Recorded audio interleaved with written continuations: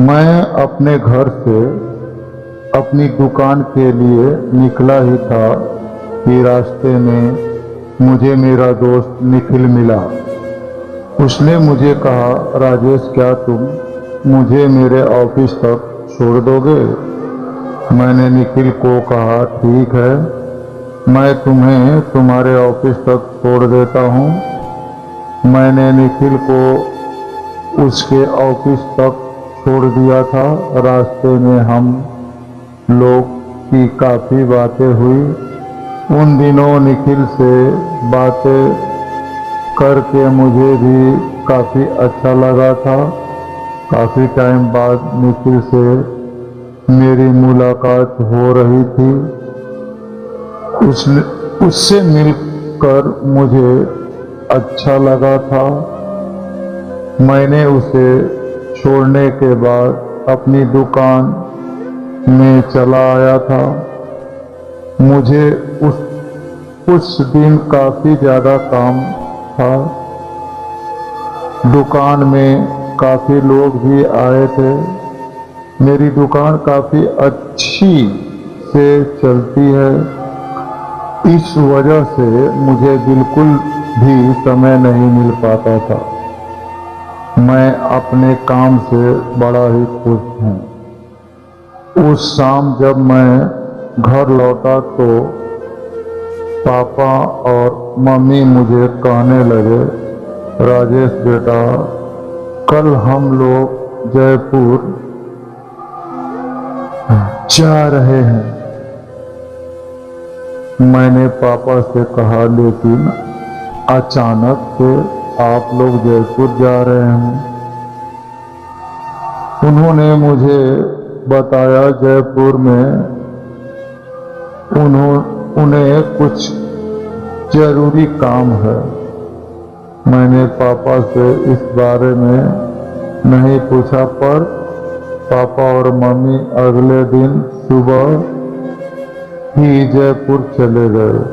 जब वह लोग जयपुर गए, मैं घर पर अकेला ही था, इसीलिए मैं अपनी दीदी के घर चला जाया करता था। दीदी की शादी हमारे कॉलोनी में हुई है। मैं अपने काम से लौटा तो मैं दीदी के पास चला जाया करता था। पापा और मम्मी भी कुछ दिनों बाद जयपुर से लौट आए थे।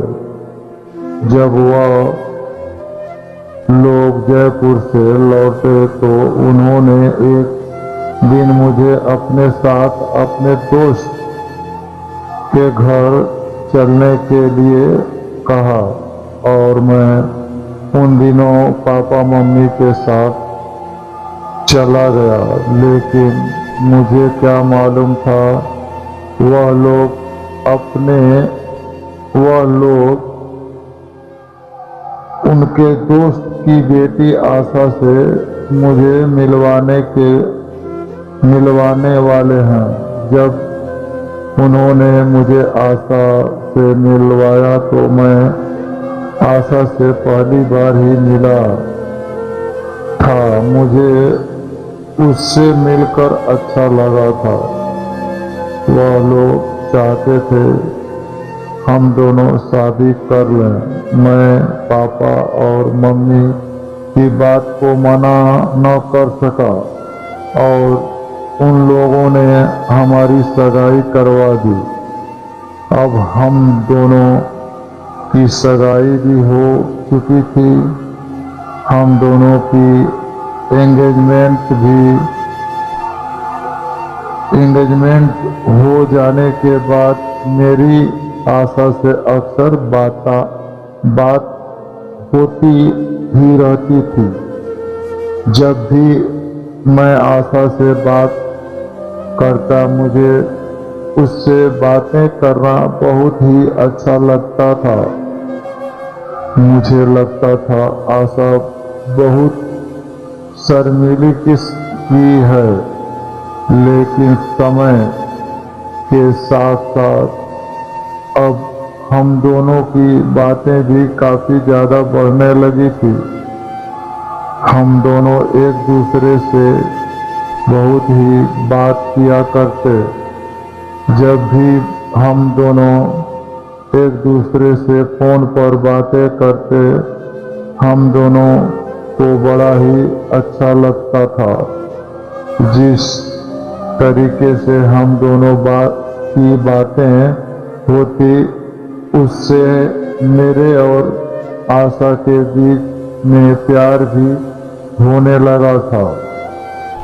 हम दोनों एक दूसरे को मिला करते थे। जब भी हम लोग की मुलाकात होती, हम दोनों बड़े ही खुश रहते। एक दिन मैं आशा को मिलने के लिए उसके घर के बाहर ही एक रेस्टोरेंट है, वहां पर गया हुआ था। जब मैं आशा को मिला तो मुझे अच्छा लगा। मुझे पता ही नहीं चला कब हम दोनों के साथ में बैठे हुए काफी समय हो चुका था। अब मैं घर लौट रहा था, लेकिन जब मैं घर लौटा तो रास्ते में मेरी मोटरसाइकिल का टायर पंचर हो गया था, जिस वजह से मुझे वहीं पास के अपनी मोटरसाइकिल का पंचर ठीक करवाना पड़ा और मुझे घर पहुंचने में देरी हो गई थी। जब मैं घर पहुंचा तो पापा और मम्मी मेरे इंतजार कर रहे थे। उन्होंने मुझसे कहा कि राजेश बेटा, तुम घर देरी से आ रहे हो और तुम्हारा नंबर भी नहीं लग रहा था। मैंने पापा से कहा, मेरा फोन स्विच ऑफ हो गया था। रास्ते में मेरी बाइक का टायर भी पंचर हो गया था। वही ठीक करवा रहा था। अब हम लोग ने डिनर किया और उसके बाद मैं अपने रूम में चला गया। मैंने आशा से उस रात काफी देर तक फोन पर बातें की। मुझे उससे फोन पर बातें करके बहुत ही अच्छा लग रहा था। आशा से जब भी मैं बात करता मुझे बहुत अच्छा लगता था और हमारी फोन पर काफी बातें होती रहती थी। आशा भी कभी कभार मुझे मिलने के लिए आ जाया करती थी। अब हम दोनों की शादी को लेकर घर पर बातें होने लगी थी। सब लोग चाहते थे हम लोग जल्द से जल्द शादी कर लें। मैंने और आशा ने भी फैसला कर लिया था, अब हम दोनों शादी कर लेंगे। जब मेरी शादी आशा के साथ हुई, मैं बड़ा ही खुश था और आशा भी बड़ी खुश थी। जिस तरीके से हम दोनों की शादी हुई और हम दोनों की शादी बड़े ही धूमधाम से हुई थी। हम दोनों की शादी हो जाने के बाद आशा घर में सब लोगों की चहेती बन गई। माँ और आशा की बहुत ज़्यादा बनने लगी थी। हम दोनों की शादी को भी लंबा समय हो चुका था। आशा घर पर अकेले बोर हो जाया करती थी। वह चाहती थी वह कहीं जॉब करे। मैंने आशा को कहा, अगर तुम्हें लगता है तुम्हें कहीं नौकरी करनी चाहिए तो तुम जॉब कर सकती हो। आशा ने नौकरी करने का फैसला कर लिया था। आशा जॉब करने लगी थी। हम दोनों की जिंदगी बड़े ही अच्छे से चल रही है। आशा और मैं दूसरे को बहुत ही आशा और मैं एक दूसरे को बहुत ही प्यार करते हैं। जिस तरीके से हम दोनों एक दूसरे के साथ होते हैं, उससे हम दोनों को बड़ा ही अच्छा लगता है। एक दिन आशा और मैं साथ में समय बिताने के बारे में सोचा और मैं आशा घूमने चले गए। जब हम दोनों घर लौटे तो डिनर के बाद हम दोनों साथ में लेटे थे। हम दोनों ने कुछ देर तक बैठकर एक दूसरे से बातें की। मुझे आशा से बातें करना अच्छा लग रहा था और उसे भी बहुत ज़्यादा अच्छा लग रहा था। मैं आशा के हाथों को पकड़ा तो वह मुझसे कहने लगी, मुझे आज तुम्हारे साथ सेक्स करना है। वह मेरी गोद में बैठ गई। मुझे बड़ा अच्छा लग रहा था। वह मेरी गोद में बैठी हुई थी। मैंने आशा के गुब्बारों को दबाना शुरू कर दिया था। जब मैं उसके होठों को चूमने लगा तो मुझे बड़ा अच्छा लग रहा था। आशा के गुलाबी होठ मुझे अपनी दीवाना बना रहे थे। आशा के गुलाबी होठ मुझे अपना दीवाना बना रहे थे। जब मैं उसके होठों को किस कर रहा था, वह मेरी गर्मी को बढ़ाए जा रही थी। हम दोनों के बदन की गर्मी बढ़ती जा रही थी और मेरी गर्मी इस कदर बढ़ चुकी थी कि मैं बिल्कुल भी रह नहीं पा रहा था। आशा भी अपने आप को रोक नहीं पा रही थी।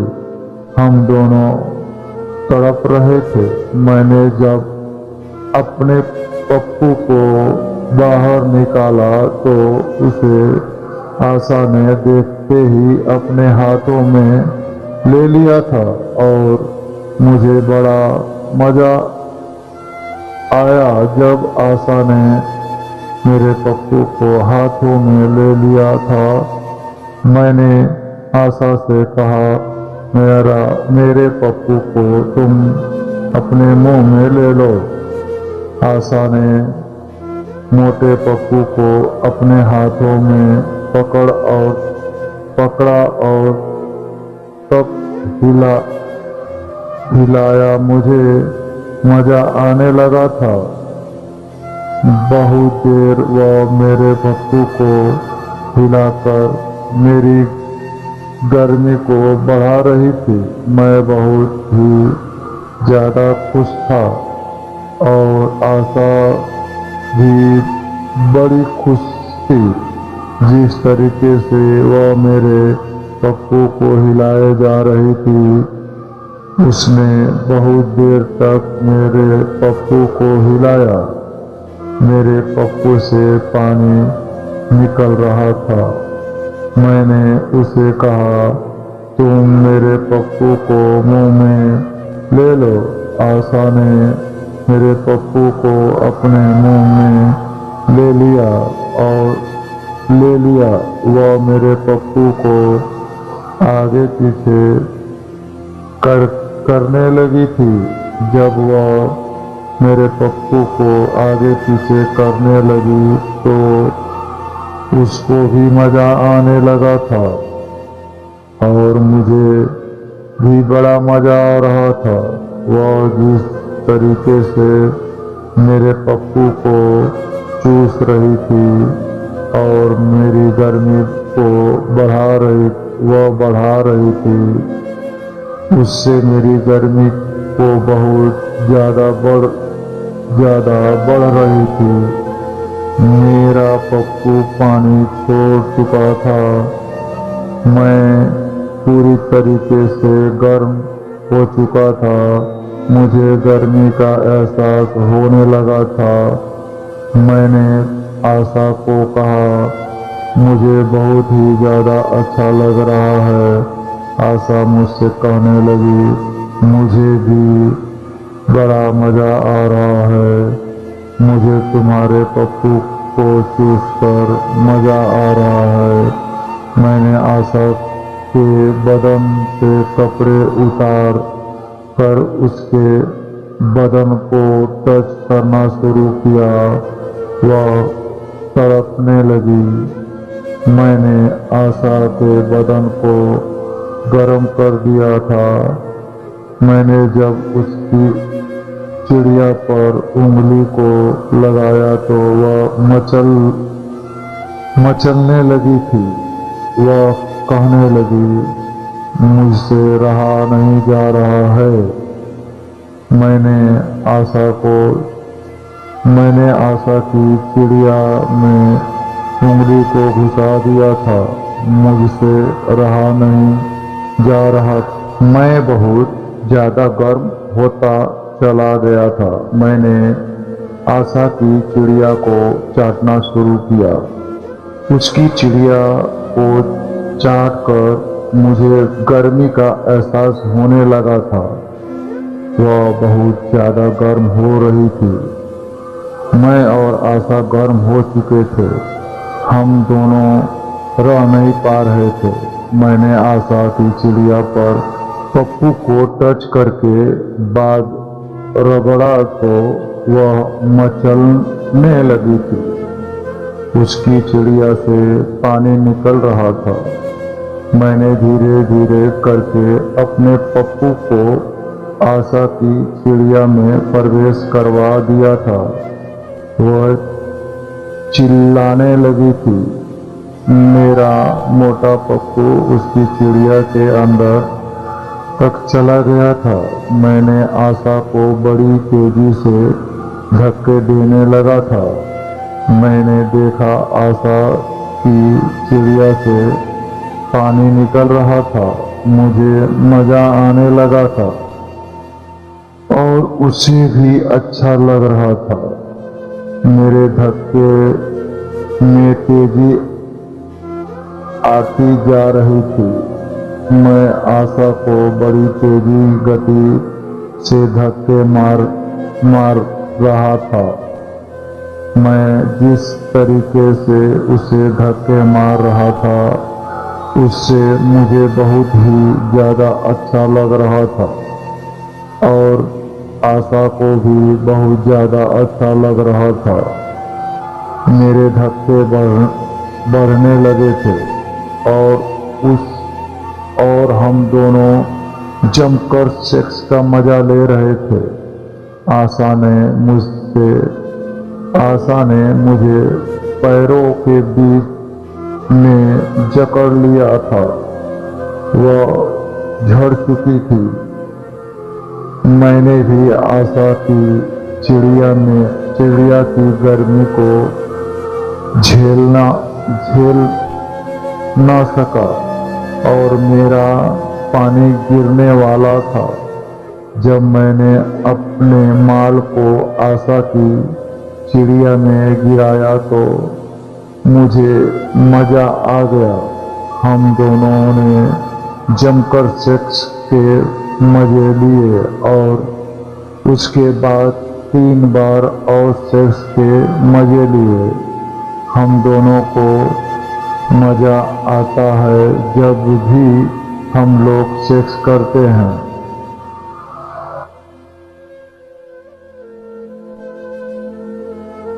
अगर आप लोगों को ऐसी ही कहानी सुनना है तो हमारे चैनल को लाइक और सब्सक्राइब करें।